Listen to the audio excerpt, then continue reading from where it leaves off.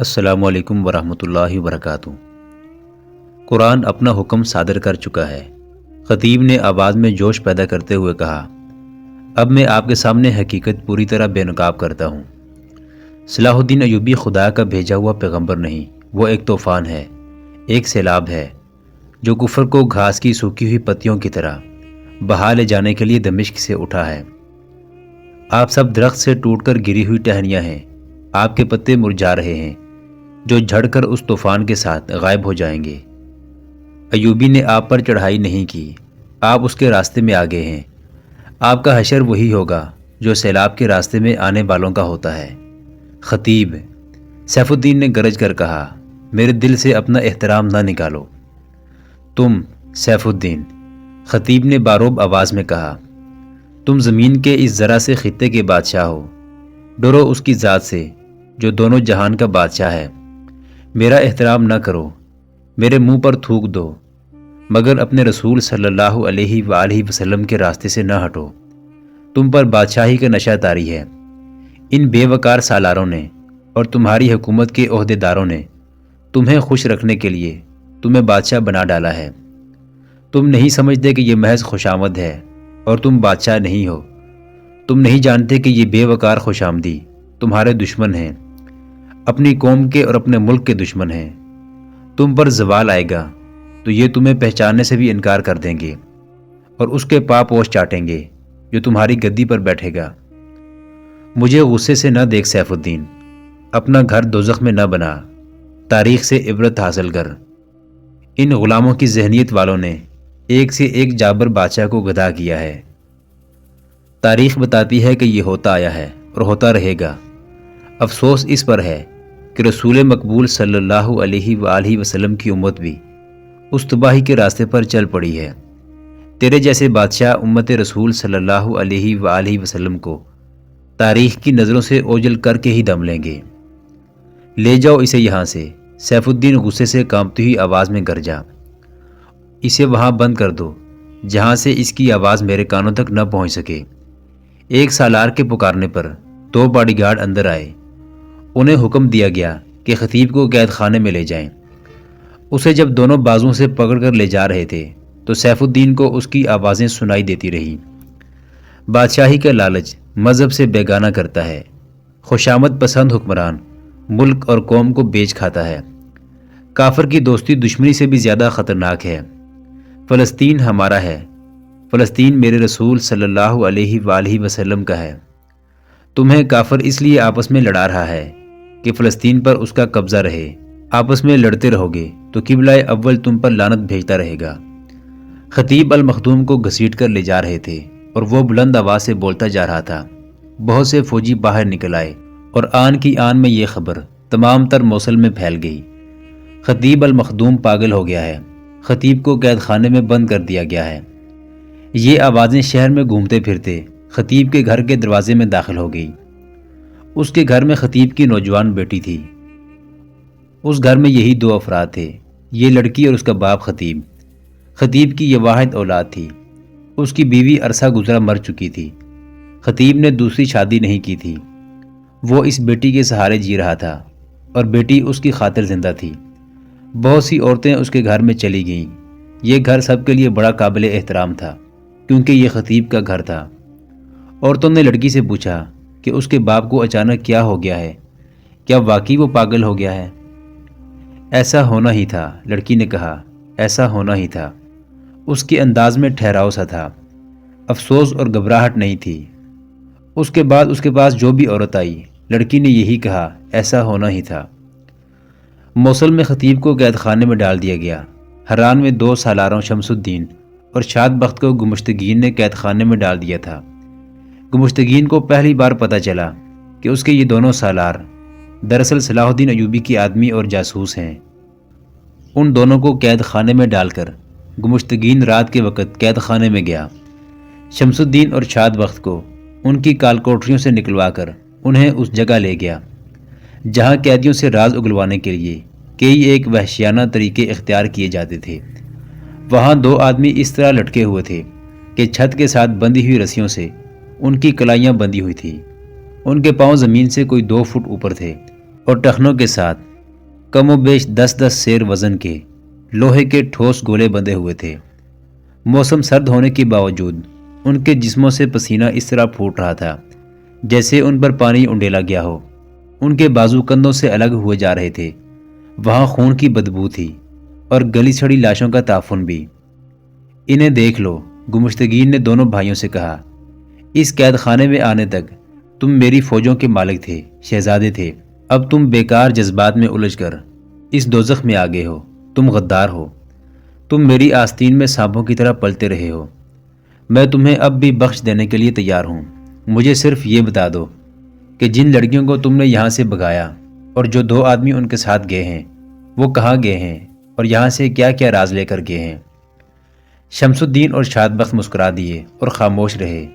گمشتگین نے کہا، وہ صلاح الدین ایوبی کے پاس گئے ہیں، کیا یہ جھوٹ ہے؟ دونوں نے کوئی جواب نہ دیا۔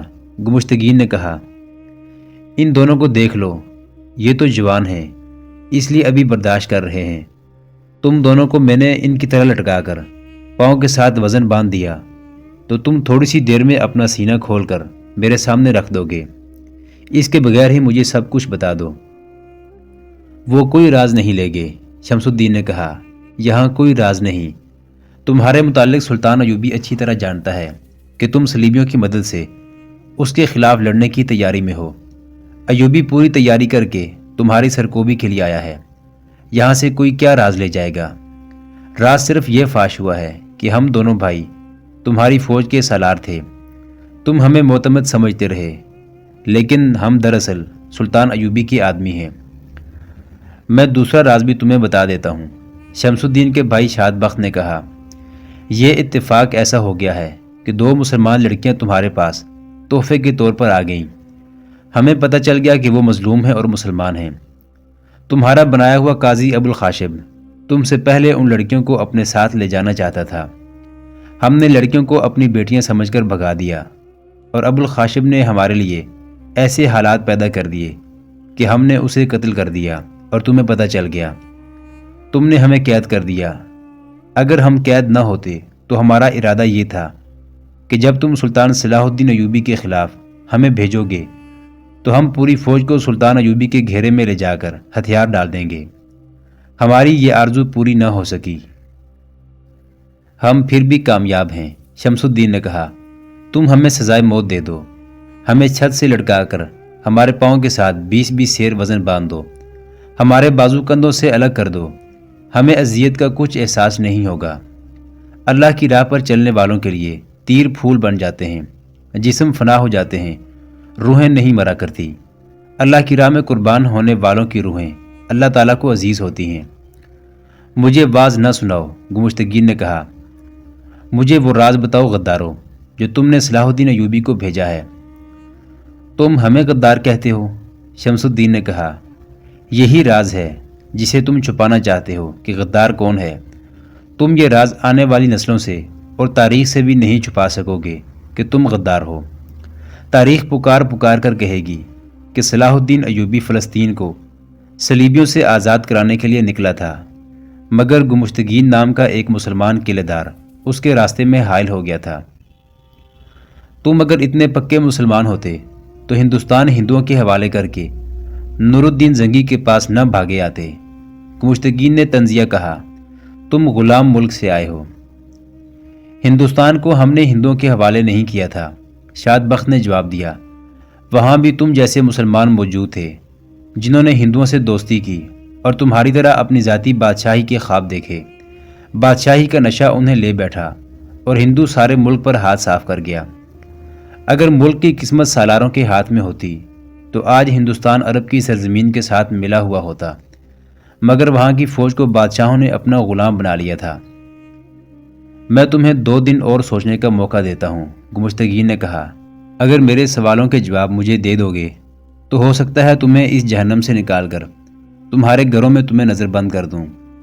اگر مجھے مایوس کرو گے تو میں تمہیں سزائے موت نہیں دوں گا، انہی کال کوٹریوں میں پڑے گلتے سڑتے رہو گے۔ سوچ لو۔ اور وہ حکم دے کر کہ انہیں کوٹریوں میں بند کر دیا جائے چلا گیا۔ گمشتگین نے اپنے قلعے میں صلیبی مشیر رکھے ہوئے تھے۔ اس نے ان پر واضح کر دیا کہ ان کا ایک ساتھی جو قتل ہو گیا ہے وہ کسی سازش کا شکار نہیں ہوا، بلکہ وہ حرم کی ایک لڑکی کے ہاتھوں قتل ہوا ہے۔ گمشتگین نے انہیں یہ بھی بتایا کہ اس نے اپنے 2 سالاروں کو قاضی کے قتل اور غداری کے جرم میں قید خانے میں ڈال دیا ہے۔ اس نے ان سے مشورہ لیا کہ وہ فوری طور پر سلطان ایوبی کے خلاف فوج بھیجنا چاہتا ہے۔ مجھے معلوم نہیں کہ ان دونوں سالاروں نے کیسے کیسے راز صلاح الدین ایوبی کو بھیج دیے ہیں، گمشتگین نے کہا۔ بیشتر اس کے کہ وہ ان رازوں سے فائدہ اٹھائے، ہمیں حملہ کر دینا چاہیے۔ اس صورت میں مجھے آپ کی مدد کی ضرورت ہوگی۔ صلیبی مشیروں نے مدد کا وعدہ کیا اور کہا کہ وہ اپنے ایک آدمی کو آج ہی رات صلیبیوں کے کیمپ کو روانہ کر دیتے ہیں۔ اسی رات ایک صلیبی روانہ ہو گیا۔ موصل میں خطیب المخدوم قید خانے کی ایک کوٹری میں بند تھا اور اس کی نوجوان بیٹی جس کا نام سائقہ تھا گھر میں اکیلی بیٹھی تھی۔ دن بھر عورتیں اس کے پاس جاتی رہی تھیں اور سائقہ سب سے یہی کہتی رہتی تھی، ایسا ہونا ہی تھا۔ عورتوں نے غور نہیں کیا تھا کہ اس سے اس کا مطلب کیا ہے۔ 2 جوان لڑکیوں نے اس کے ان الفاظ اور انداز کو نظر انداز نہ کیا۔ انہیں کچھ شک ہوا۔ رات جب سائقہ گھر میں اکیلی تھی، یہ دونوں لڑکیاں اس کے گھر میں داخل ہوئیں۔ سائقہ انہیں اچھی طرح نہیں جانتی تھی۔ تم سارا دن یہ کیوں کہتی رہی ہو کہ ایسا ہونا ہی تھا؟ ایک لڑکی نے پوچھا۔ خدا کو ایسے ہی منظور تھا، سائقہ نے جواب دیا۔ اس کے سوا میں اور کیا کہہ سکتی ہوں؟ کچھ دیر خاموشی طاری رہی۔ آخر دوسری لڑکی نے کہا، اگر اس سے تمہارا مطلب کچھ اور ہے تو صاف بتا دو، ہو سکتا ہے کہ ہم کچھ کر سکیں۔ خدا کے سوا میری کوئی مدد نہیں کر سکتا، سائقہ نے کہا۔ میرے والد محترم نے کوئی اخلاقی جرم نہیں کیا۔ انہوں نے امیر موصل کو کوئی کھری بات کہہ دی ہوگی۔ وہ ہمیشہ حق بات کہا کرتے ہیں، اس لیے میں کہتی ہوں کہ ایسا ہونا ہی تھا، کیونکہ وہ خوشامد کرنے والے انسان نہیں۔ یہ تو خدا ہی بہتر جانتا ہے کہ انہوں نے کیا کہا اور کیا کیا ہے۔ دوسری لڑکی نے کہا، ہم یہ کہنا چاہتی ہیں کہ انہوں نے صلاح الدین ایوبی کی حمایت میں کوئی بات کہہ دی ہوگی۔ یہ تو تم ہی بتا سکتی ہو کہ وہ موصل کے والی کے حامی تھے یا صلاح الدین ایوبی کے۔ تم جسے سچا سمجھتی ہو وہ اس کے حامی تھے، سائقہ نے مسکرا کر پوچھا۔ تم کس کی حامی ہو؟ صلاح الدین ایوبی کی، دونوں لڑکیوں نے جواب دیا۔ وہ بھی ایوبی کے حامی تھے، سائقہ نے جواب دیا۔ سیف الدین کو پتہ چل گیا ہوگا۔ وہ زبانی حمایت کرتے تھے یا عملاً بھی؟ ایک لڑکی نے پوچھا۔ کیا تم جاسوسی کرنے آئی ہو؟ سائقہ بھڑک کر بولی۔ کیا موصل کا نوجوان خون بھی کفار کا حامی ہو گیا ہے؟ ہاں، ایک لڑکی نے جواب دیا۔ ہم دونوں جاسوسی کرنے آئی ہیں اور تمہیں یہ یقین دلانے آئی ہیں کہ موصل کا نوجوان خون کفار کا حامی نہیں، بلکہ کفار کے پاؤں تلے سے عرب کی زمین نکالنے کے لیے بےتاب ہے اور اس عزم پر عمل کر کے دکھانے کو ابل رہا ہے۔ تم ہماری ذہانت کا اندازہ اس سے کرو کہ تمہارے ان الفاظ کو کہ ایسا ہونا ہی تھا ہمارے سوا کوئی بھی نہیں سمجھ سکا۔ ہم سمجھ گئی تھی کہ تمہارے والد محترم سلطان ایوبی کے حامی ہوں گے اور ان کی سرگرمیوں کا علم والی موصل کو ہو گیا ہوگا۔ کچھ دیر کے تبادلہ خیالات اور بحث کے بعد سائقہ کو یقین ہو گیا کہ یہ دونوں لڑکیاں اسے دھوکہ نہیں دے رہی۔ اس نے ان سے پوچھا کہ وہ کیا کرنا چاہتی ہیں اور وہ کیا کر سکتی ہیں۔ سب سے پہلے یہ معلوم کرنا ہے کہ محترم خطیب کو قید خانے میں پریشان تو نہیں کیا جا رہا، ایک لڑکی نے کہا۔ اگر پریشان کیا جا رہا ہے تو انہیں قید خانے سے غائب کرنے کا انتظام کیا جائے گا۔ یہ کیسے معلوم کیا جا سکتا ہے کہ قید خانے میں ان کے ساتھ کیا سلوک کیا جا رہا ہے؟ سائقہ نے پوچھا۔ ہم اپنے طور پر معلوم کرنے کی کوشش کریں گی، دوسری لڑکی نے کہا۔ تم والی موصل کے پاس جاؤ اور اپنے والد سے ملنے کی عرض کرو۔ اگر اس نے اجازت نہ دی تو ہم کچھ کریں گی۔ میں کل صبح جاؤں گی، سائقہ نے کہا، اور یہ بھی پوچھوں گی کہ میرے باپ کا جرم کیا ہے۔ لڑکیاں جانے کے لیے اٹھی تو خیال آ گیا کہ سائقہ گھر میں اکیلی ہے۔ انہوں نے اسے کہا کہ وہ رات اس کے ساتھ گزاریں گی، لیکن سائقہ تنہائی میں کوئی ڈر یا خطرہ محسوس نہیں کر رہی تھی۔ لڑکیوں نے اپنے گھر والوں کو جا کر بتایا وہ سائقہ کے پاس رہیں گی کیونکہ وہ اکیلی ہے۔ وہ اس کے پاس چلی گئیں۔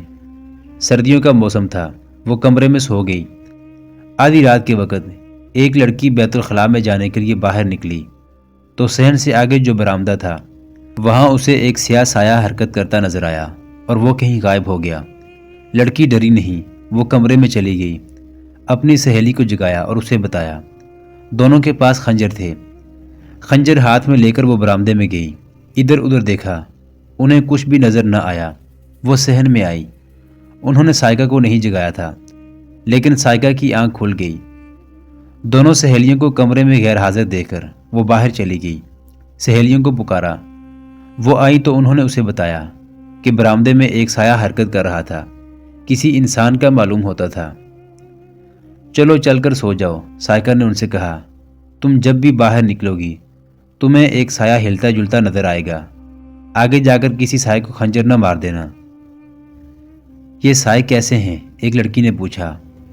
انسان نہیں یہ جو کچھ بھی ہیں، مجھے ان سے کوئی خطرہ نہیں، سائقہ نے کہا، تم بھی ان سے نہ ڈرو۔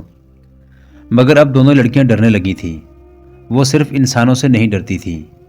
یہ سائے سائقہ کے کہنے کے مطابق انسانوں کے نہیں تو پھر یہ جن ہی ہو سکتے تھے۔ سائقہ نے کہا، یہ میرے والد محترم کے عقیدت مندوں کے سائے ہیں، انہیں جن ہی سمجھ لو، میں ان کے قریب کبھی نہیں گئی، مجھے یقین ہے کہ یہ میری حفاظت کے لیے یہاں گھومتے پھرتے رہتے ہیں۔ محترم خطیب برگزیدہ شخصیت ہیں، ایک لڑکی نے کہا، ان کے عقیدت مند جن بھی ہوں گے۔ کچھ ایسی ہی بات ہے، سائقہ نے کہا، ان سے ڈرنا نہیں اور ان کے قریب بھی نہ جانا۔ اس رات خطیب کوٹری میں بند تھا، اسے ابھی کچھ علم نہیں تھا کہ اس کے ساتھ کیسا سلوک کیا جائے گا۔ ایک سنتری اس کی کوٹری کے سامنے سے گزرا۔ خطیب نے اسے روک کر کہا، مجھے قرآن کی ضرورت ہے۔ قید خانے میں قرآن تو ضرور ہوگا۔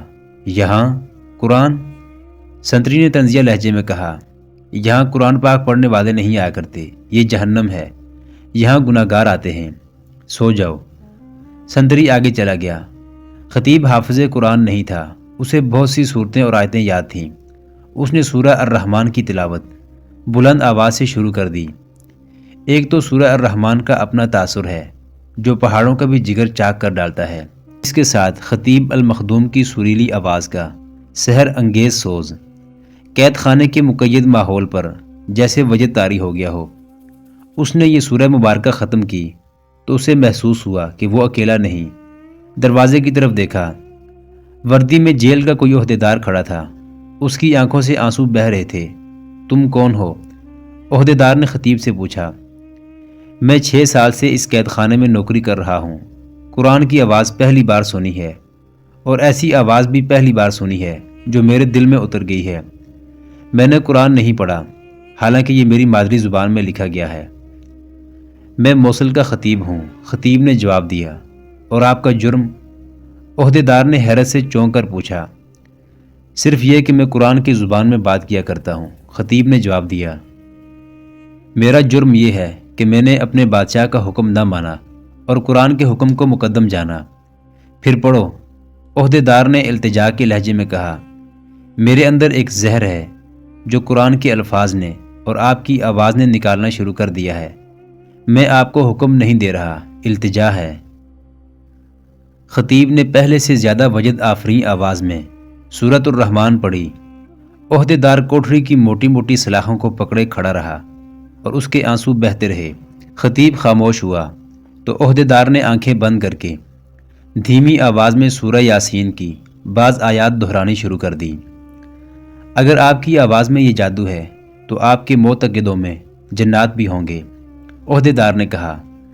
میں ایک بات پوچھنا چاہتا ہوں، میں نے سنا ہے کہ قرآن سے فال نکالی جاتی ہے، کوئی سوال پوچھو تو جنات قرآن کے لفظوں میں جواب دیتے ہیں، لیکن سوال یہ ہے کہ تمہارا سوال کیا ہے؟ خطیب نے کہا، قرآن صرف ایمان والوں کو جواب دیا کرتا ہے، اور جس کا ایمان پختہ نہ ہو اس کے سینے میں ایمان کی قندیل روشن کرتا ہے۔ خطیب نے کہا، تمہارا سوال کیا ہے؟ میری ایک آرزو ہے، عہدیدار نے کہا، میرے سینے میں آگ جل رہی ہے، معلوم نہیں یہ ایمان کی روشنی کا شعلہ ہے یا یہ آگ انتقام کی ہے۔ میں اس فوج میں شامل ہونا چاہتا ہوں جو یروشلم کو فتح کرے گی، مجھے انتقام لینا ہے۔ اگر یروشلم کی فتح کو تم ایمان کہو تو وہاں جلدی پہنچو گے۔ خطیب نے کہا، انتقام ذاتی فعل ہے، ایمان کا حکم ہے۔ تم انتقام کیوں کہہ رہے ہو اور یروشلم کیوں کہہ رہے ہو؟ بیت المقدس کہو۔ میں نے کسی قیدی کے ساتھ ایسی باتیں کبھی نہیں کی تھی۔ عہدیدار نے کہا، آپ خطیب ہیں، آپ کے سامنے میں اپنا دل کھول کر رکھنا چاہتا ہوں۔ میری روح کو تسکین کی ضرورت ہے۔ میں بیت المقدس کا رہنے والا ہوں، وہاں صلیبیوں کی حکمرانی ہے۔